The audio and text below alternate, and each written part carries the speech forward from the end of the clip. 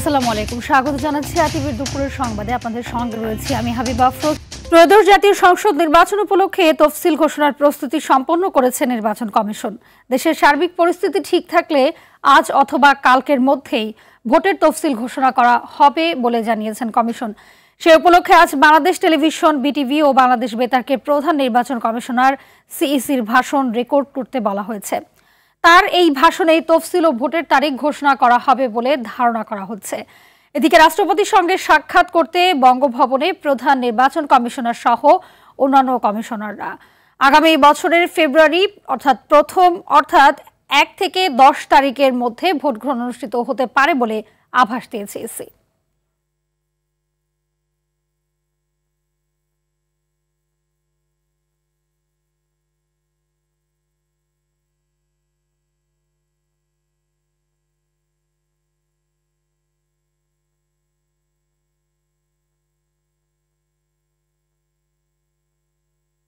রাজধানীর আগারগাঁও নির্বাচন কমিশনার রয়েছেন সহকর্মী নাজমুল হুদা। বিস্তারিত জেনে নেব তার কাছ থেকে।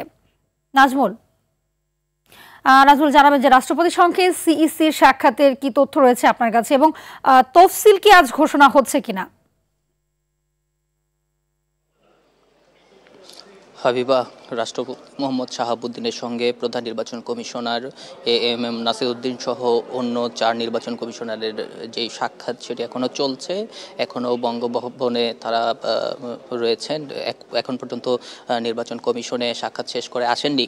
তো আজকে নির্বাচন কমিশন তফসিল ঘোষণা করবে কিনা সেটি এখনও আমাদেরকে নিশ্চিত করে কোনো কিছু বলা হয়নি। প্রধান নির্বাচন কমিশনার তিনি রাষ্ট্রপতির কাছ থেকে সাক্ষাৎ করে আসবেন এবং আসার পরবর্তীতে তিনি তার যেই তফসিলের যে ভাষণ, সেই ভাষণটি তিনি রেকর্ড করবেন এবং ভাষণ রেকর্ড করার পরে সেটি কখন নাগাদ প্রচার হবে সেটি পরবর্তীতে আমরা জানতে পারবো। সেটি জানলেই মূলত জানা যাবে যে তফসিল ঘোষণা হবে কিনা। তবে আজকের যদি তফসিল ঘোষণা হয়ে থাকে তাহলে তো তা সন্ধ্যা নাগাদ ভাষণ দেওয়া হবে জাতির উদ্দেশ্যে। আর যদি সেটি না হয়ে থাকে তাহলে আগামীকালকে সকালবেলা অথবা আগামীকাল দিনটি নির্বাচন কমিশনের কাছে হাতে রয়েছে, যেহেতু ডিসেম্বরের দ্বিতীয় সপ্তাহেই নির্বাচনের তফসিল ঘোষণা করার কথা।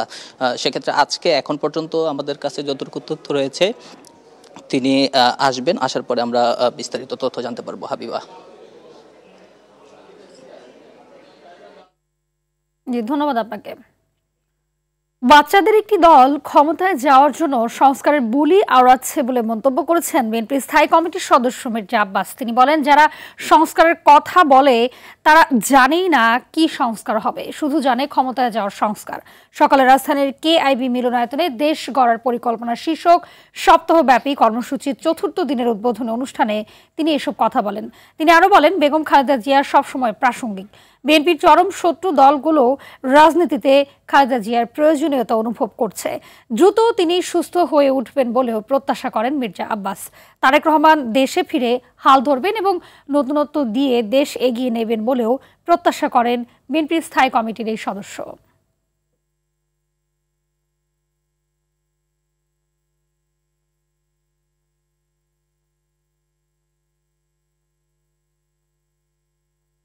জানেন যে তাদেরকে এমন একটা সংস্কার করতে হবে যে সংস্কারটা করলে তারা ক্ষমতা যেতে পারবে। এই দেশের জন্য দেশনেত্রী বেগম খালেদা জিয়ার এই মুহূর্তে এত প্রয়োজন যে একজন স্বীকৃত অভিভাবক বাংলাদেশের সকল দল স্বীকার করে। এমনকি আমাদের চরম শত্রু যে দলগুলো আছে, আমাদের বিএনপিকে পছন্দ করে না, তারাও স্বীকার করেছে দেশনেত্রী বেগম খালেদা জিয়া এখন দলমত নির্বিশেষে সকল মানুষের অভিভাবক উনি। বিএনপি চেয়ারপারসন খালেদা জিয়ার শারীরিক অবস্থা অপরিবর্তিত রয়েছে। দেশের বাইরে নেয়ার মতন পরিস্থিতি না থাকায় আপাতত ঢাকায় রেখে চিকিৎসা চলবে। টানা 17 দিন ধরে রাজধানীর এভারকেয়ার হাসপাতালে চিকিৎসা নিচ্ছেন বেগম জিয়া। এখনও তার শারীরিক অবস্থার তেমন উন্নতি হয়নি, তাই তাকে উন্নত চিকিৎসার জন্য লন্ডনে নিতে বারবার উদ্যোগ নেওয়া হলেও তা হয়নি। রাজধানীর এভারকেয়ার হাসপাতালে মেডিকেল বোর্ডের চিকিৎসকদের সঙ্গে নিয়মিত পরামর্শ করছেন পুত্রবধূ জুবাইদা রহমান। দর্শক, এই মুহূর্তে রাজধানীর এভারকেয়ার হাসপাতাল থেকে সরাসরি যুক্ত হচ্ছেন সহকর্মী সাকিবুর রহমান। সাকিব জানাবেন যে খালেদা জিয়ার শারীরিক অবস্থার সবশেষ কি তথ্য রয়েছে আপনার কাছে?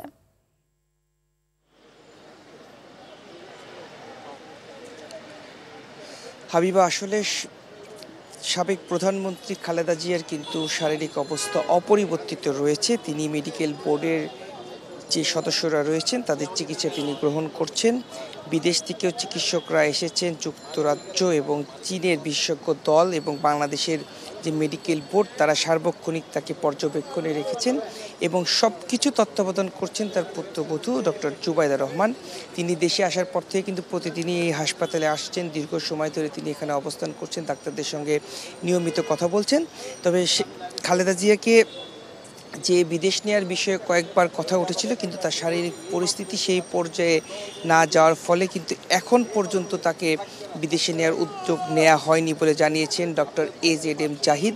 তিনি জানিয়েছিলেন যে আসলে যখন খালেদা জিয়াকে বিদেশে নেওয়ার মতো পরিস্থিতি তৈরি হবে তখনই আসলে তাকে বিদেশে নেওয়া হবে। এর আগে কিন্তু আমরা দেখেছি যে এয়ারপোর্টে যে তারকে নেয়ার জন্য এয়ারবাস আসার কথা ছিল সেটি অনুমতি নিয়েছিল, অনুমতি নিয়ে আবার সেটি বাতিলও করেছে। তখনই কিন্তু বিএনপির পক্ষ থেকে বিষয়টি জানানো হয়েছে। এর পরবর্তীতে যদি তাকে সেখানে নেয়ার মতো অবস্থা তৈরি হয় সেটিও বিএনপির পক্ষ থেকে আনুষ্ঠানিকভাবে জানানো হবে এবং আনুষ্ঠানিকভাবে জানানোর পরেই হয়তো বা তাকে নেওয়া হবে। তো বলা চলে যে এখন পর্যন্ত অপরিবর্তিতই রয়েছেন বেগম জিয়া। তো এই ছিল এবার কেয়ার হাসপাতাল থেকে আমার কাছে সর্বশেষ। হাবিবা, ধন্যবাদ আপনাকে। ত্রয়োদশ জাতীয় সংসদ নির্বাচনের জন্য 125 জনের প্রাথমিক প্রার্থী তালিকা প্রকাশ করল জাতীয় নাগরিক পার্টি এনসিপি। সকালে বাংলা মোটরে এনসিপির অস্থায়ী কার্যালয়ের সংবাদ সম্মেলনে প্রার্থিতা ঘোষণা করেন দলটির সদস্য সচিব আক্তার হোসেন। আর এনসিপির আহ্বায়ক নাহিদ ইসলাম বলেন, নির্বাচনী পরিবেশ এখনও অনুকূলে নয়। এই তালিকার কারোর বিরুদ্ধে দুর্নীতি, সন্ত্রাস ও ফ্যাসিজমের থাকার প্রমাণ পেলে তাদেরকে তালিকা থেকে বাদ দেবে এনসিপি। রিপোর্ট করছেন জাহিদ রহমান। জুলাই গণ-অভ্যুত্থানের চেতনা ধারণ এবং সংস্কারের পক্ষে এমন প্রার্থীদের প্রাথমিকভাবে 125 আসনে নিজেদের তালিকা ঘোষণা করতে এই সংবাদ সম্মেলনের আয়োজন করে জাতীয় নাগরিক পার্টি। কারো বিরুদ্ধে দুর্নীতি, চাঁদাবাজি, সন্ত্রাস, ঋণ খেলাপি, ক্রিমিনাল কোনো অফেন্স অ্যাক্টিভিটিস পাওয়া যায়, আমরা এটা জনগণের সামনেও প্রকাশ করতে যাচ্ছি। জনগণের কোর্টে যদি কেউ আপনারা পেয়ে থাকেন, সাথে সাথে আপনারা যদি আমাদেরকে জানান, আমরা তাদের প্রার্থীটা বাতিল করে দেব। ঢাকা 11-তে নাহিদ ইসলাম, রংপুর 4-এ আক্তার হোসেন, পঞ্চগড় 1-এ সার্জিস আলম, কুমিল্লা 4-এ হাসনাত আবদুল্লাহ, ঢাকা 18-তে নাসিরউদ্দিন পাটোয়ারি, ঢাকা 9-এ তাসনিম জারা, ঢাকা 13-তে সামান্তা শারমিন, নরসিংদী 2-এ এনসিপির প্রার্থী সারোয়ার তুষার। নতুন ক্ষমতা কাঠামোকে চ্যালেঞ্জ করে বাংলাদেশকে গণতান্ত্রিক রূপান্তরের যাত্রায় এবং অর্থনৈতিক মুক্তির যাত্রায় যারা অগ্রগামী হতে চান, সেই সব প্রার্থীদেরকে শাপলাকলি মার্কায় ভোট দিয়ে আপনারা জয়যুক্ত করবেন। পরে সাংবাদিকদের সাথে কথা বলেন এনসিপির আহ্বায়ক নাহিদ ইসলাম। জানান, বিদ্যমান রাজনৈতিক দলগুলো তরুণ প্রজন্মকে ধারণ না করায় এনসিপির জন্ম। আমাদের পোস্টার ছিঁড়ে ফেলা হচ্ছে এবং নির্বাচনী বিধান লঙ্ঘন করেই নির্বাচনী প্রচারণার কাজ, পোস্টারিং বা টাকা খরচের যে বিষয়গুলো সেগুলো কিন্তু আসছে। আমরা দেখছি বিভিন্ন জায়গায় অস্ত্রের মহড়া হচ্ছে। বিএনপি জামাত উভয় দল থেকে আমরা এই ধরনের সংস্কৃতি দেখছি। ক্ষমতা কিংবা আসন পেতে নয়, পরিবর্তনের পক্ষে জনমত গড়তেই এনসিপি নির্বাচনে অংশ নিচ্ছে বলেও জানান নাহিদ ইসলাম। অর্থাৎ পুরনো এই গণঅভ্যুত্থান না হলেও বিএনপি যেই বক্তব্য দিত, জামাত যেই জিনিস নিয়ে কথা বলতো, মানুষের কাছে ভোট চাইতো, তারা সেই একই প্রক্রিয়াতেই কিন্তু কাজ করতেছে। জাহিদ রহমান, আরটিভি, ঢাকা। কিন্তু পরিবর্তন তো হয়েছে। স্থানীয় সরকার, পল্লী উন্নয়ন ও সমবায় মন্ত্রণালয় এবং যুব ও ক্রীড়া মন্ত্রণালয়ের উপদেষ্টা আসিফ মাহমুদ সজীব ভুঁইয়া জরুরি সংবাদ সম্মেলন রেখেছেন। আসন্ন জাতীয় নির্বাচনে প্রার্থী হওয়ার জন্য উপদেষ্টার পদ থেকে তার পদত্যাগের গুঞ্জন উঠেছে। মঙ্গলবার স্থানীয় সরকার, পল্লী উন্নয়ন ও সমবায় থেকে জরুরি প্রেস ব্রিফিংয়ে কথা জানানো হয়। এদিকে আসিফ মাহমুদ ঢাকা 10 আসন থেকে নির্বাচন করতে পারবেন বলে রাজনৈতিক অঙ্গনে আলোচনা আছে। সেজন্য ইতিমধ্যেই এই আসনের ভোটাররাও হয়েছেন তিনি। এছাড়া গুঞ্জন রয়েছে আজ পদত্যাগ করতে পারেন তথ্য ও সম্প্রচার উপদেষ্টা মোহাম্মদ মাহফুজ আলমও। ত্রয়োদশ জাতীয় সংসদ নির্বাচনকে সামনে রেখে উপজেলা নির্বাহী কর্মকর্তাদের পদায়নে আওয়ামী লীগপন্থী বাদ দেওয়ার কথা থাকলেও তা হয়নি বলে অভিযোগ উঠেছে। ফ্যাসিস্ট আমলে ঢাকা বিভাগের গুরুত্বপূর্ণ জায়গায় দায়িত্ব পালন করা ব্যক্তিরা একই বিভাগে পদায়ন পাওয়ায় মন্ত্রণালয়ের নিরপেক্ষতা নিয়ে উঠেছে প্রশ্ন। জনপ্রশাসন বিশেষজ্ঞরা বলছেন, আমলারা রাজনৈতিক আদর্শ বাস্তবায়নে মনোযোগ দিলে সুশাসন প্রতিষ্ঠা সম্ভব নয়। বিস্তারিত বিলাল হোসেনের রিপোর্টে। আসন্ন জাতীয় সংসদ নির্বাচনকে সামনে রেখে সুষ্ঠু ও নিরপেক্ষ করতে উপজেলা নির্বাহী কর্মকর্তা পদে বড় রদবদল এনেছে অন্তর্বর্তী সরকার। নির্দলীয় ব্যক্তিদের পদায়নের লক্ষ্যে সরিয়ে নেওয়া হয়েছে বিগত নির্বাচনে সহকারী রিটার্নিং কর্মকর্তা হিসেবে দায়িত্ব পালন না করা ৩৬তম ব্যাচের বেশিরভাগ কর্মকর্তাকে। আরটিভির হাতে আসা তথ্যে দেখা যায়, সিলেট বিশ্বনাথের ইউনো উম্মে কুলসুম রুবি আওয়ামী লীগ সরকারের সময় ছিলেন রাজধানী ধানমন্ডি ও আমিনবাজারের ছিলেন তার স্বামী সাবেক ছাত্রলীগ নেতা আব্দুল কাদের শিপু। গোলাপগঞ্জের ইউনো শাকিব সেপের স্বামী আওয়ামী লীগের বিজ্ঞান ও তথ্য প্রযুক্তি বিষয়ক উপকমিটির কেন্দ্রীয় সদস্য। জাহাঙ্গীরনগর বিশ্ববিদ্যালয়ের ছাত্রলীগ নেতা হওয়ার সুবাদে মোহাম্মদ সালাউদ্দিন আইয়ুবের দীর্ঘদিন পদায়ন ছিল ঢাকার মধ্যেই। কেরানীগঞ্জের সাবেকেই এসিলেন, এখন শরীয়তপুরের ডামুন্ডার ইউনো। ঢাকা বিভাগীয় কমিশনার কার্যালয়ে কর্মরত শিবানী সরকার পদায়ন পেয়েছেন নারায়ণগঞ্জ বন্দরের ইউনো হিসেবে। নাটোর সিংড়া উপজেলার ইউনো পদায়ন পেয়েছেন ঢাকা বিশ্ববিদ্যালয়ের অমর ২১ হলের ছাত্রলীগের সাবেক পদধারী নেতা আব্দুল্লাহ রিফাত। ঢাকা ক্যান্টনমেন্ট রাজস্ব সার্কেলের সাবেক এসিলেন ছাত্রলীগের রাজনীতি করা জালাল উদ্দিন ফরিদপুরের ইউনো। ছাত্রলীগের সাবেক সভাপতি আল নাহিয়ান খান জয়ের বন্ধু ফারজানা ববি মিতু লোহজংয়ের এসিলেন্ট হিসেবে দায়িত্ব পালন করলেও এবার সেখানে গিয়েছেন ইউনো হিসেবে। বুয়েটে ছাত্রলীগের রাজনীতিতে জড়িত মোহাম্মদ কাইসুর রহমান পদায়ন পেয়েছেন বেগমগঞ্জ উপজেলায়। এসব পদায়নের জন্য জনপ্রশাসন মন্ত্রণালয়ের একাধিক কর্মকর্তাকে দোষারোপ করেছে July revolutionary alliance. July revolutionary অ্যালায়েন্সে এখন পর্যন্ত যতগুলো পোস্ট হয়েছে সবগুলো যথাযথ প্রমাণ এবং এভিডেন্স সহকারে পোস্ট করা হয়েছে। গণপদায়নের সময় বিতর্কিত প্রায় ২০ জনের উপরে পদায়ন হয়েছে। প্রশাসনের এমন অবস্থার জন্য মন্ত্রণালয়ের এপিডি উইংকে দায়ী করেছেন সাবেকেই সচিব। বর্তমান জনপ্রশাসনকে আমি তদবিরের একটা আখড়া হিসাবে মূল্যায়ন করি। আপনি যখন কাজ করতে গিয়ে নিজের এজেন্ডা বাস্তবায়ন করবেন, তখন আপনি যেমন ধরা পড়ে গেলেন, আপনার এপিডি উইং ধরা পড়ে গেল, আপনার জনপ্রশাসন মন্ত্রণালয় ধরা পড়ে গেল। বর্তমান সরকারের লক্ষ্য বাস্তবায়নে প্রশাসনের পদায়নের ক্ষেত্রে স্বচ্ছতা নিশ্চিতের আহ্বান এই বিশেষজ্ঞের। দক্ষতা মূল্যায়ন করে যদি প্রশাসনকে তার দায়িত্ব সঠিকভাবে পালন করার জন্য উদ্বুদ্ধ করেন, দক্ষ এবং এফিশিয়েন্ট পারফরমেন্স বেসড প্রশাসন, তাহলে আমার মনে হয় এটা আরও বেশি ফলপ্রসূ ভূমিকা রাখবে। জনপ্রশাসনে এসব ইস্যুতে গণমাধ্যমকে এড়িয়ে চলেন জনপ্রশাসন সচিব। বিল্লাল হোসেন, আরটিভি, ঢাকা। ত্রয়োদশ জাতীয় সংসদ নির্বাচন ও গণভোটে ভোট দিতে বিশ্বের বিভিন্ন দেশ থেকে পোস্টাল ভোট বিডি অ্যাপের মাধ্যমে এ পর্যন্ত 2,23,471 জন প্রবাসী বাংলাদেশি ভোটার নিবন্ধন করেছেন। দেশভিত্তিক নিবন্ধনের মধ্যে রয়েছে সৌদি আরব, যুক্তরাষ্ট্র, কাতার, সংযুক্ত আরব আমিরাত, মালয়েশিয়া, সিঙ্গাপুর, যুক্তরাজ্য, দক্ষিণ Korea, Canada, Oman, Australia, Italy ও জাপানের প্রবাসীরা। এছাড়া ইসির এক বার্তায় বলা হয়েছে, ত্রয়োদশ সংসদ নির্বাচনে নির্বাচনী দায়িত্বে নিয়োজিত ভোটার নিজ ভোটার এলাকার বাইরে অবস্থানরত সরকারি চাকরিজীবী এবং আইনি হেফাজতে থাকা ভোটারগণ পোস্টাল ভোট বিডি অ্যাপের মাধ্যমে ভোট দিতে তফসিল ঘোষণার তারিখ থেকে 25 ডিসেম্বর পর্যন্ত নিবন্ধন করতে পারবেন।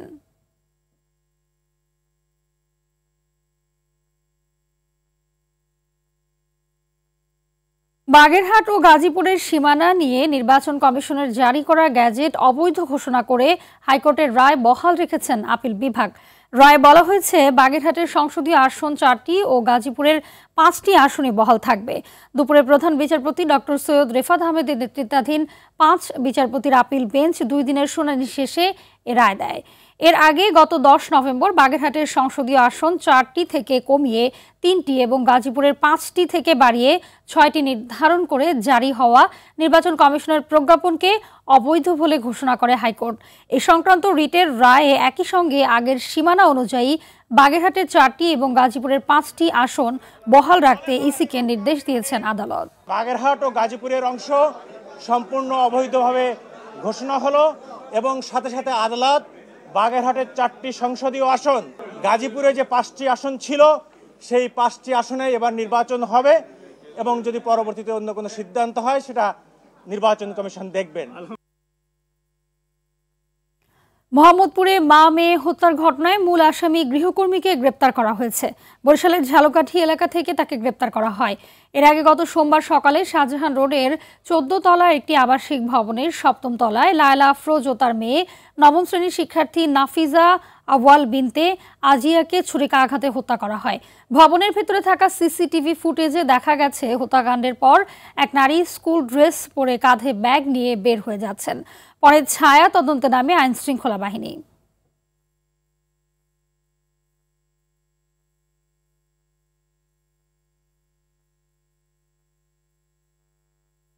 লালবাগে কারখানা কর্মচারী মোহাম্মদ হোসেন হত্যা মামলায় মাত্র 4 ঘন্টার মধ্যে মূল আসামি আবিরকে কেরানীগঞ্জ থেকে গ্রেপ্তার করেছে র্যাব ও পুলিশ।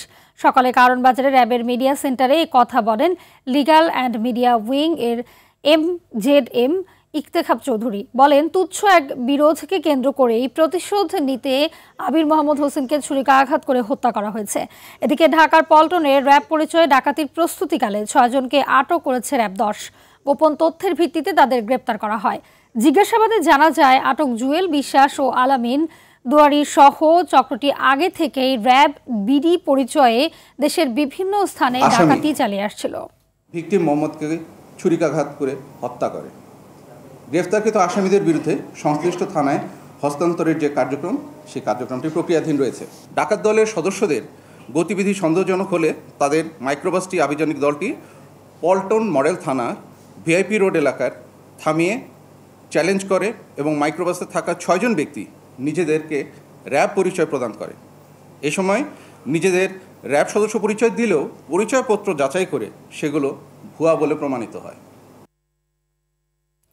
জুলাই গণ অভ্যুত্থান থাকাকালীন ইন্টারনেট বন্ধ করে হত্যাকাণ্ডের সহায়তা করা সহ 3 অভিযোগের মামলায় সজীব ওয়াজেদ জয়কে 17 ডিসেম্বরের মধ্যে আদালতে হাজির হতে পত্রিকায় বিজ্ঞপ্তির নির্দেশ দিয়েছেন আন্তর্জাতিক অপরাধ ট্রাইব্যুনাল। বিচারপতি গোলাম মর্তুজা মজুমদারের নেতৃত্বে ট্রাইব্যুনাল একই নির্দেশনা দেয়। একই ট্রাইব্যুনালে জুলাই গণঅভ্যুত্থানে কারফিউ জারি, ব্যবসায়ীদের নিয়ে গণভবনে বৈঠক করে হত্যাকাণ্ডের সহায়তা ও উস্কানি সহ 5 অভিযোগে আনিসুল হক ও সালমান এফ রহমানের বিরুদ্ধে আনুষ্ঠানিক অভিযোগ গঠনের শুনানি 17 ডিসেম্বর। তবে এই মামলায় বিদেশি আইনজীবী নিয়োগের আবেদন জানিয়ে সালমান এফ রহমান ও আনিসুল হক। এদিকে ট্রাইব্যুনাল 2-এ জুলাইয়ের প্রথম শহীদ আবু সাইদ হত্যা মামলায় 23তম সাক্ষীর সাক্ষ্য নেওয়া হবে। মঙ্গলবার এই মামলায় সাক্ষ্য দেন জুলাই আন্দোলনের অন্যতম সমন্বয়ক হাসনাত আবদুল্লাহ। এছাড়াও ট্রাইব্যুনাল 1-এ রাজধানীর চনখারপুলে 6 জনকে হত্যা মামলায় সাফাই সাক্ষীর সাক্ষ্য গ্রহণ এবং রামপুরায় 2 জনকে হত্যা মামলায়ও সাক্ষ্য নেওয়ার কথা রয়েছে।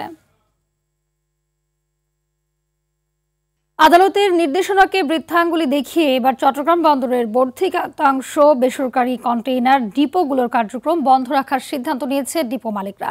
বৃহস্পতিবার সকাল 6টা থেকে অঘোষিতভাবে ডিপোর কার্যক্রম সম্পূর্ণ বন্ধ করে দেওয়ার সিদ্ধান্ত নেওয়া হয়েছে। বড় শিপিং লাইনগুলো কন্টেইনার না পাঠানোর বিষয়টি মৌখিকভাবে জানিয়ে দেওয়া হয়েছে। তবে দেশের বন্দর ব্যবহারকারী কোনো প্রতিষ্ঠানকে বিষয়টি জানানো হয়নি।